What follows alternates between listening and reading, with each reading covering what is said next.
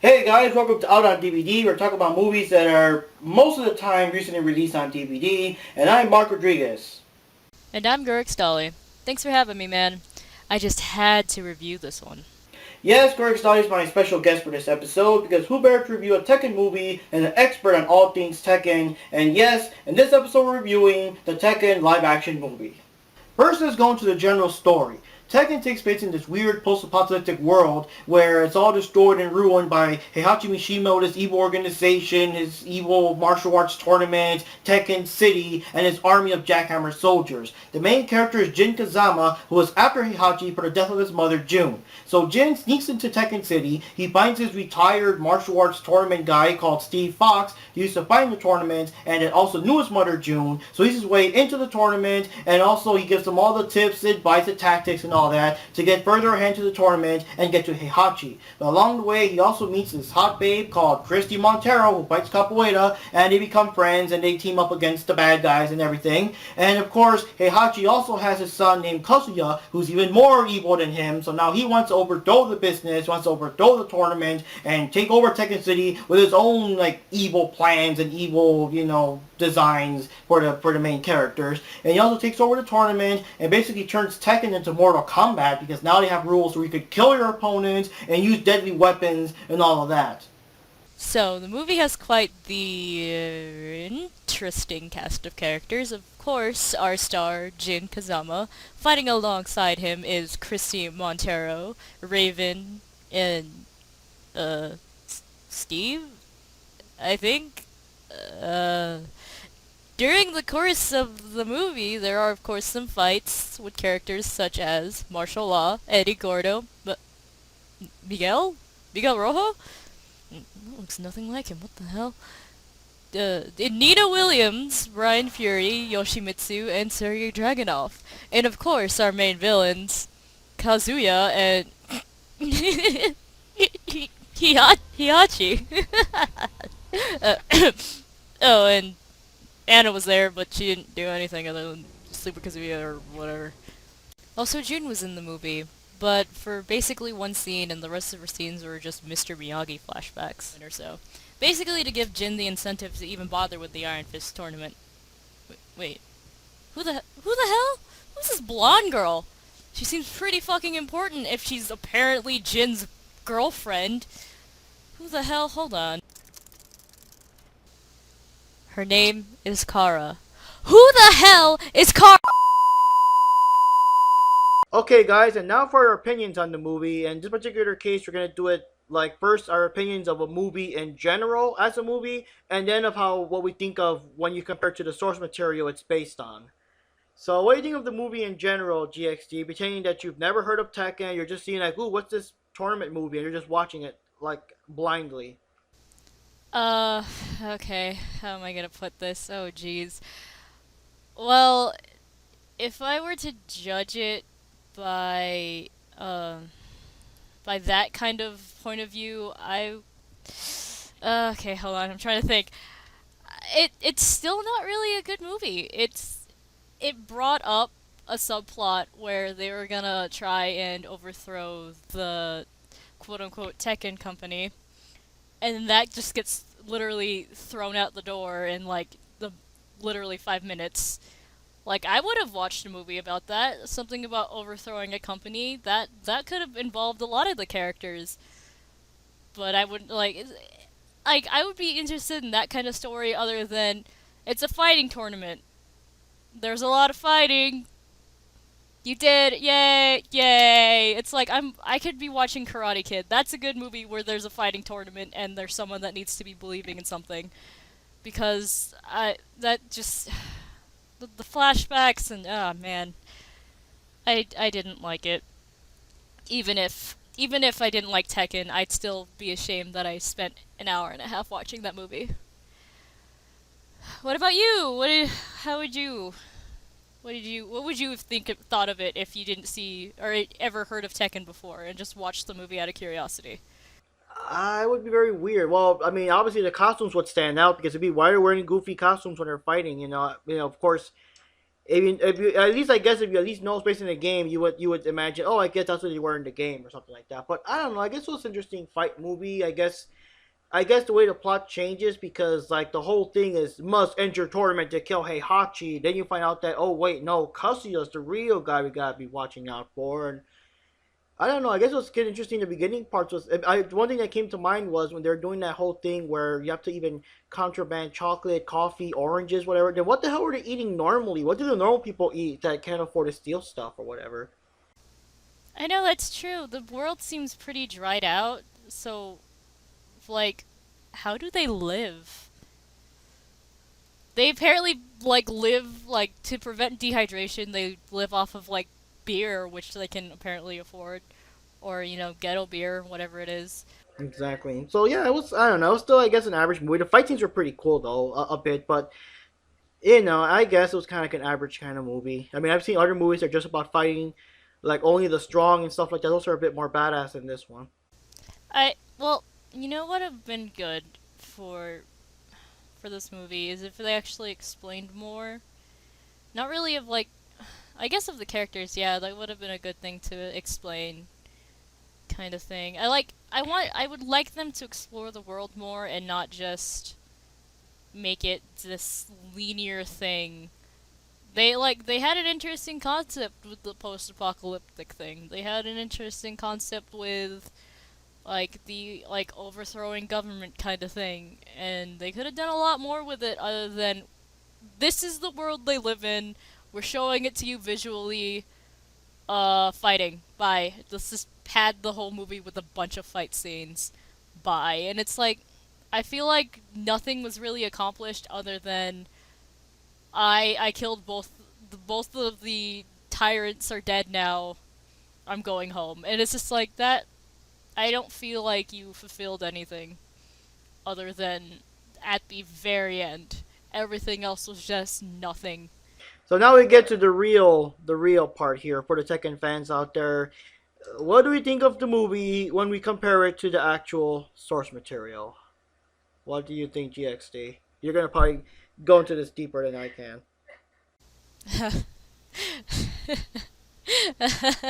what do I think? Well, oh jeez. I think the thing that made me I laughed at this part because I just thought it was cute in a kind of like, oh, well that's an adorable way to cut corners.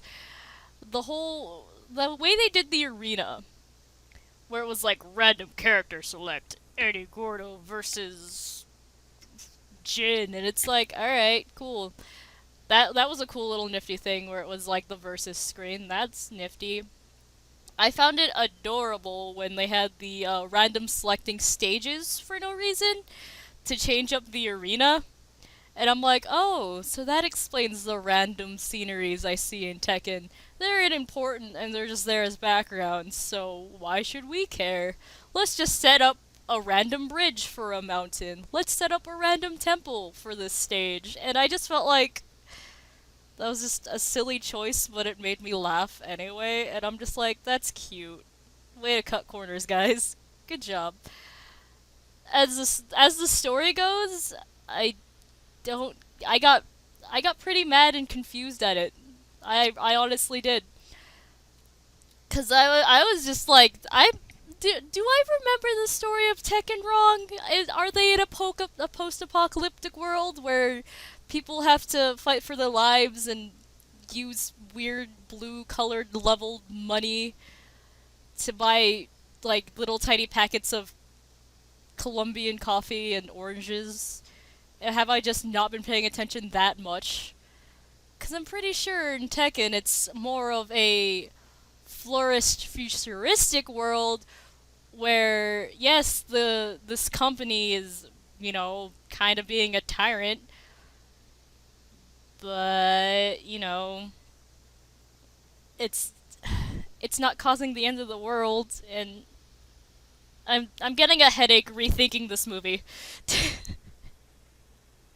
The tournament was just there as a tournament. It wasn't. All right, you know what? I'm just getting a headache. What about you? What did you think? Oh God. Well, first of all, I guess the big mess ups as you would expect were like the characters and their relationships to each other when compared to the games. Well, I want to say though, I do like the excuse. I guess it kind of went kind of like the how WWE like all the wrestlers gotta have their gimmicks, their look, their style. So that was like the perfect excuse to have everyone wearing like as close as a video game costume as possible, and not have Jin walk around in a like I don't know green shirt or something and have us say he never wore a green shirt in the games. I mean, they made everyone dress up almost exactly like the games as possible. I would have preferred though if the costumes looked a bit more, I don't know, leathery or something and not so like plasticky or glossy or something to make it look. But still, I mean, what can you say? I mean, look at Raven. He looked like right out of the game. Raven was literally my favorite. The most thing I was disappointed about Raven was the fact he didn't have his weapons. And I'm like, Raven, come on, man. What the hell? So based on that, Anna and Nina are just there together. They're not. I mean, they're sisters, but they don't hate each other or something. And Anna was just there just to have Anna in the movie. She literally did nothing but stand around, pose, and get screwed by Kazuya literally. And no relation between Eddie Gordo and Christy Montero. They're just okay. They don't even know each other. I mean, you would expect her to be crying out when Raven was kicking his ass and stuff, and then the random people, they look like Tekken 4 soldiers, and they call them jackhammers. Like, let's just throw the name in there, even though they don't look nothing like the Jack. They, like, most of the characters were just, like, there. You know what they look like? They remind me of, like, the fencing students. They just look like that. They're just all wearing, like, the fencing outfits. And, they looked goofy. And then, of course, they did like the whole Hollywood treatment. Like Chrissy Montero's the hottest girl in the game, so of course, let's make her the girlfriend, even though I don't think in the game they even know or acknowledge each other. You know, speaking of girlfriend, what happened to Jin's girlfriend? You know that blonde girl, like, that was, like, all up on him in the beginning half of the movie? I like this. I like this one guy that reviewed the movie. This guy reviewed the movie once, and he showed a clip. Near the end of the movie, you still see her again cheering and stuff. And the guy was saying, "Yeah, I don't think he cares about you anymore after he's with Chrissy Montero." That shit made me mad. I was just like, do you remember that you have a girlfriend? Good job cheating on your girlfriend like that who still loves you. Good job, Jim. Good job. I know, exactly. Because he's gonna go right back home and hug her like nothing. I won. Yoo-hoo. I got you more chocolate, honey. Pretend that I didn't make out with this hotter chick. Well, yeah, like I said, Hollywood stuff. They just picked her because I mean, obviously, Xiao Yu wouldn't look as good as Christy dancing and acting all up in her face and everything. So You know, I did bring that up when I was watching it. I was just like, hey, Jin, you know you have like this weird, crazy stalker lady who's Chinese and has a pet panda and idolizes you like nothing. Why don't you go say hi to her? No? Okay, bye. and then of course they made Steve Fox this retired Tekken fighter or something or other. I know that was the weirdest part. I was just like, that. It literally. I when I first saw him, I was just like, who is this guy? Who is this guy? This guy is important. I honestly thought he was a background character that was just gonna disappear the second that Jin won the martial law fight. I thought it was just gonna be done and over with. Like, oh, you threw me out of business. I hate you, kid. And then it's like, oh, okay, whatever. The only reason I knew it was Steve Fox is because Kazuya said his name, and I was just like, wait, what? What? That's Steve? That shouldn't have to happen when you're making a movie based off a video game. A fan should instantaneously know who that character is based on both looks and personality. This guy looked and acted nothing like Steve. Same goes with the Miguel guy. And at least Brian Fury looked kind of like Brian, and I guess being that he's angry, kind of act like Brian. The Sergey guy made me laugh because Sergey's nothing like that, and he had so much like expression in his face. I'm like, last time I checked, Sergey doesn't know how to change his face expression from deadpan to angry. That's the only thing Sergey knows. Angry brows and deadpan. He doesn't know how to I don't know, express himself. And that guy kind of had a little too much fun playing that character, and that made me laugh so hard because I was just picturing Sergey actually doing that, and that was hilarious. It's sad when a movie can't keep me, interested enough that I have to like make myself happy through silly little thoughts like that. It's they could have done so much, and yet they did very little. It's a lot like it's a lot like the Dragon Ball Z movie where they just kind of pick and choose names and characters of iconic characters and stuff where it's just like, "Oh, this is Goku." No, it's not. This is Bulma.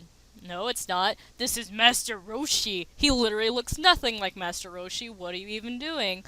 And it's just like it's the same thing where it's like they just take the names and then they act like everything else isn't important. Well, they have their names, you guys. Why didn't you recognize them? Same goes with like the sequels to freaking the Resident Evil movies. Oh, that's Chris Redfield. Didn't you notice? No, cuz he's acting and like looks nothing like Chris Redfield. The only person that I kind of noticed was Jill Valentine because you put her in her costume from the third game. If they were just fans gathering together, just cosplayers having a grand old time who can actually do these moves, I'd be impressed. I would be like, holy crap, you guys made an hour and a half movie? I would applaud them. But being that this is a quote unquote Hollywood made movie with the whole production team and all of that, I'm disappointed because they could have done more. They could have tried harder. They had everything at their disposal that they could afford. They could afford more than cosplayers can, trust me. That shit's expensive. And it just disappoints me because it's like you guys know what you're doing. You should know what you're doing, and I shouldn't be expecting fans to do better. Fans should just uh uh that's my summed up reaction to this movie is an annoyed groan. But yeah, I guess that's our general opinions on the movie. I guess it's so-so movie, even if you are not a Tekken fan. And now to ask, will you, as the fans, will you like it? That's pretty hard to say. It depends. If you're a Tekken fan somewhat, you're curious about, you might like it in the kind of so bad it's good category, I guess. But if you're a super hardcore Tekken fan, then you'll probably be like distracted by all the weird ass changes and stupidity. And if you're not like a game fan, I think the costumes still kind of stand out. So you would probably still be turned off by why are they fighting in goofy ass costumes? It all depends on your taste, to be honest. Uh, Even if you are a hardcore fan, you might find something positive in this movie. I mean, the lighting was nice, the costumes looked alright. Yay. And it's I'm being kind of harsh on it because I've loved these games. So I'm not exact I won't say I'm hardcore, but I love them to death. I love the characters. And depends how open-minded you are with new concepts and how people interpret others, or how dedicated you are on whether or not you want it to be authentic and be exactly like the characters. It'll it'll range to be about at most you'll find it decent or below decent. And then anything under that is you'll probably just hate it. It's just it's it's decent enough to watch once, I guess. I think it kind of falls under the category that it kind of sucks, but you kind of have to at least watch it once just to see how bad it sucks. At least it's somewhat entertaining. And hey, there's Christy Montero eye candy. I don't know, I forgot the name of whoever played her, but they got a fit looking girl for the part, so at least get distracted by that or something. But yeah, it's like Yeah, and for the girls, there's plenty of shirtless guys who have pretty nice bodies, but that didn't really distract me enough because I was too busy flailing my arms at the fact that what did you do to my babies and why. But hey, and then they turn Tekken into Mortal Kombat. yeah, so there's our opinions. And if you want to watch it, go for it. I'm just gonna give you a heads up. you might regret your decision. But hey, if you have like an hour and a half to waste, go for it, man. I've done worse things. Yeah, definitely rent it. Don't buy it blindly. No matter how big of a Tekken fan you are, do not buy it. Rent it first. Trust me. Oh yeah, just rent it. It is a at most it's a rental. Don't own it, please. Just don't. But anyways, guys, that wraps up this episode of Out on DVD. And this is Mark Rodriguez here. And special thanks to the awesome guest star, GXD. Thanks for having me. Guys, have a great day. I'm gonna go play Tekken 6 right now and just fill my eyes with the beautiful graphics and properly made character designs. Oh, they're so pretty. I'm gonna go watch some actual good stuff on TV. I'll see you later, guys. Have a good one. Bye.